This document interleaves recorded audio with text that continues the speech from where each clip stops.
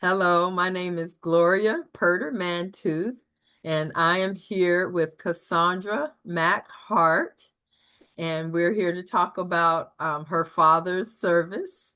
His name was McKinley Mack Jr., and he was a master sergeant and did 24 years in the Air Force.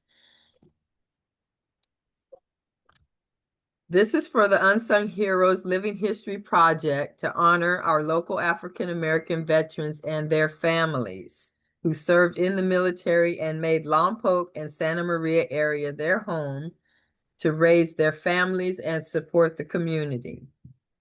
We would like to thank you for your service by interviewing you and learning your story, by documenting and preserving your story for future generations to come, to know that you were here and you contributed. This project is being sponsored by the Santa Maria Lompoc branch of the NAACP, C4 Lompoc Collective Cultures Creating Change, the Fund for Santa Barbara, the Chumash Indians, our third Santa Barbara County Supervisor, Joan Hartman, and many other local organizations.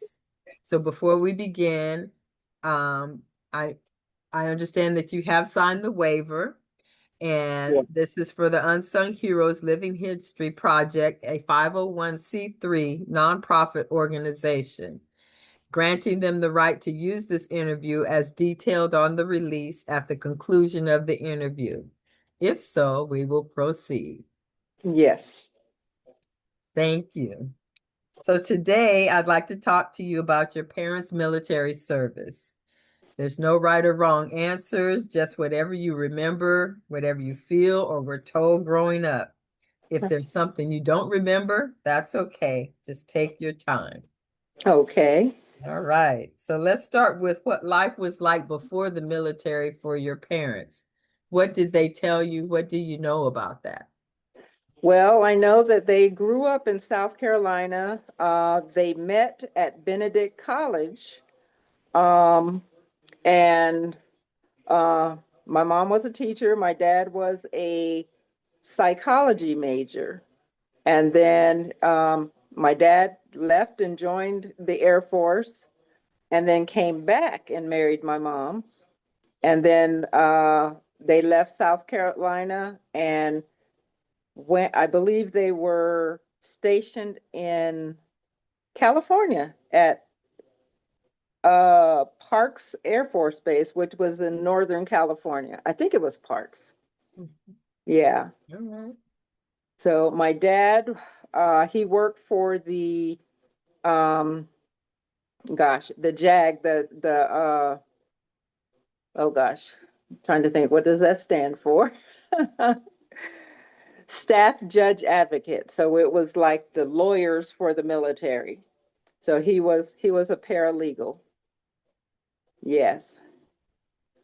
And so when they joined the military, do you remember had they told you anything about how their family reacted? Not really. Not really. I think I know my mom was very happy, and for my dad to propose to my mom, and her father to say yes, um, it sounded like they were happy that he had joined the military. And of course, then my mother followed, and she was a teacher. So, And so from what you were told, why do you think he chose to join the military? I based on everything he's ever said, I think it was the racism that was in the South. Um, you know, uh, they talked about just simple things in life, going down the street, walking to school and different things like that. If somebody was coming down the road in their wagon or whatever, or in their cars, they had to get off the road so that people wouldn't throw things at them or attack them and stuff like that, because of all the segregation and the prejudice. So, my dad often said, he had to get out of the South. He did not want to go back ever. So, yeah, so I know that had a lot to do with it. Hmm. And so did he ever talk or share stories about boot camp or his training days? Never really too much about boot camp, but he did um, share some stories, say like when he was stationed at Nellis Air Force Base in Las Vegas, and they were testing the atom bomb, that they would have them all come out to like a football field and sit in the bleachers, and the people were watching them test the atom bomb. And he said when they would explode those in the air, if he put his hand up in the air, he could see his skeleton through his hand. Yeah. And unfortunately, he ended up being one of those that they refer to as an atomic veteran, and ended up with leukemia because of it. And ultimately that killed him. Mm. Do you think he felt prepared for military life when he first joined? I, I do believe he was prepared, because he was a college graduate. He was a psychology major. He talked a lot about you know the officers at that time. The white officers basically telling him to do certain things, and just crazy stuff. They would tell him, I'm trying to think of the story that he said. They wanted him to go out and pick up something, and they told him not to come back until he found it. But I wish I remembered the terminology. But my dad said, okay, he went out, and what they told him was something that could not happen. So he um, returned after a few days, and it's like, okay, when they confronted him, they said, he told them, he said, well, they told me not to come back until I found it, so I haven't found it yet, but I figured I better come back. So just crazy stuff. So So share a little bit more about the work that he did in the military as far as you know. yeah, he was a paralegal. And so basically, any of the cases that came up against military members, he would do the research for the lawyers to either have those people, I'm trying to think, um, charged under the UCMJ, the Uniform Code of Military Justice, or to find them not guilty, but to put on the courts uh, to have those people court-martialed. Yeah, so he did all that research for the lawyers in order to make that stuff happen or not happen. So do you remember him talking about places where he was stationed and where you guys traveled? Yeah, well, I know Sylvia was born at Parks Air Force Base, which was Northern California, so he was stationed there. I was born at Scott Air Force Base in Illinois, so he was stationed there. Me and Jackie were born there. Um, After that, I believe we went to Clark Air Force Base in the Philippines. Uh, then from there, he went to Bowling Air Force Base in Washington, D.C., then turned around and went back to Clark Air Force Base in the Philippines. And from there, went to Vandenberg. And he went to, I think he had one more assignment. We stayed there at Vandenberg, and he went to, I want to say, the Pentagon in DC. And that was his last assignment. So, yeah, but I'm going to pause for just a moment. okay. Yeah. So based on what he shared, what do you think a typical day was like for him in uniform? It sounded like he pretty much enjoyed it, because he was somebody that was uh book smart, and he liked to help people and stuff like that. So it sounded like he enjoyed it. He often told us, that joining the Air Force was a good thing, and because you had to have more discipline, you have self-discipline to join the Air Force. Mhm. um, and I think I saw that in some of my sisters, that the ones that did not join the Air Force. He basically says, okay, well, you don't have the discipline to join the Air Force. So I suggest you go to the Army, because the Army, they I guess, were more known for, if you made a mistake, you could lose your rank because of that mistake, but then you could turn around and get that rank back after you proved that, you learned the lesson. Mhm. So, So yeah, but, hmm? I'm sorry. Oh, go ahead. Did he talk about friends that he served with that mattered to him? Did he maintain some of those relationships? Yes, he did. And a lot of those people live right there in the village. Because I know the Mantooths, um, the Browns, I'm trying to think, Basil Brown.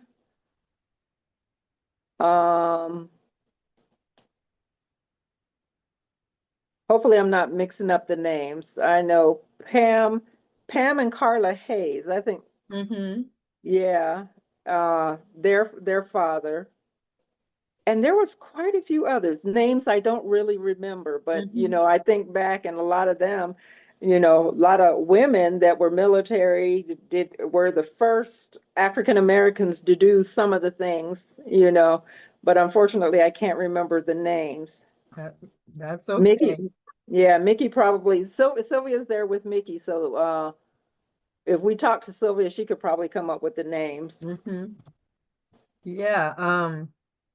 Beings that we all wound up here in Vandenberg, those were the ones that we do remember, Uh-huh. Yeah. because the later years, Yeah. hmm So how did your parents stay connected if when they were separated or when your father had to leave and go TDY or something? Phone calls. And that was pretty much it. Writing letters, and stuff like that. So, yeah. Hmm. Because I mean, even now, I say, like, with us going through my mom's stuff. She passed away last February, and going through her stuff, and we find letters and different things from way back. So it's like, oh, it's just a joy, and a thought of how people stayed in contact back then. It's like, yeah, but they did. They wrote the letters and sent the Polaroid pictures and stuff like that. So, yeah. And so you have items that your family still has that reminds you of his service? Oh, yeah, yeah, Mhm. Mhm. yeah. Um, Anything in particular? yeah, on his wall, in their room, they had a plaque where um, he had served as part of the uh, what is it, the formation for the inauguration. And I'm trying to remember, I think it was LBJ. Mhm. Yeah, so he was part of the formation that inaugurated him as president. Yeah, and just, lots of different um, certificates, for doing good things, and, doing a good job. Mhm. So, And you have yeah. all of those keepsakes. Yes. Hmm. Wonderful. So did he ever talk about difficult or unfair experiences while serving, like racism? He didn't really talk about that. You know, um, I think most of what he said was that segregation was not allowed, and for people to talk down to you because you were a different race was not allowed. But what I do remember when we were in the Philippines, it's like, okay, well, it wasn't allowed, but maybe they were able to control that at work. But I remember we had a next door neighbor, that I don't remember where they were from, but it's from somewhere in the South. And, kids had no problem referring us to us as the N word. Mhm. And oddly enough, that was pretty much the only thing I actually remember as far as racism went, you know. Did he describe the military as a place of teamwork or belonging? He did. He did. He seemed um very comfortable. Um the people, even when I reached out to people here, and I was stationed at Edwards Air Force Base, and one of my friends was a paralegal. And when I told her my dad's name, and she looked it up, and she basically said he had a very good reputation and he was a hard worker. And, so it sounded like things were very positive. So were there leaders or role models that he admired or talked about during his service at all? He never did talk about really any leaders or role models. So I think, he kind of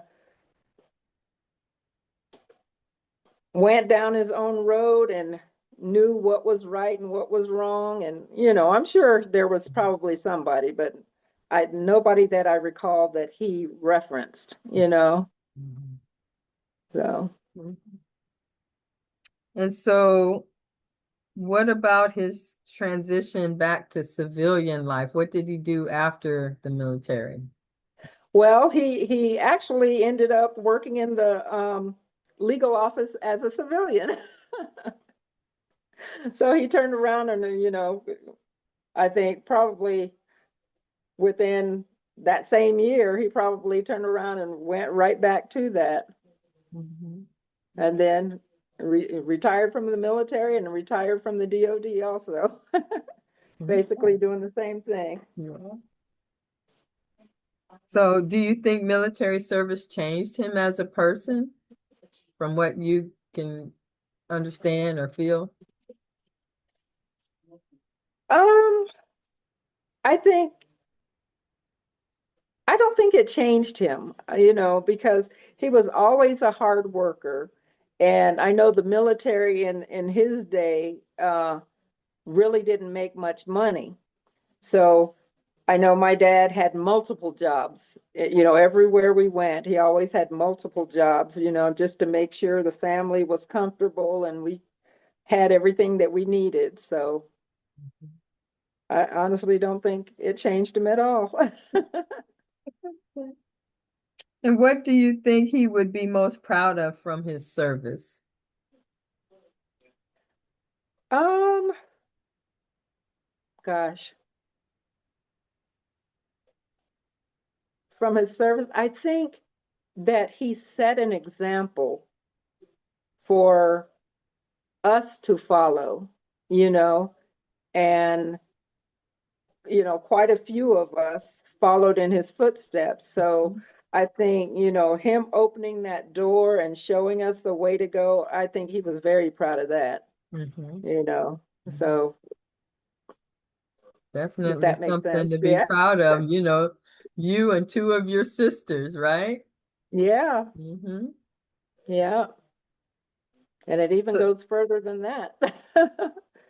Yeah, because I had four daughters that also joined. So yeah.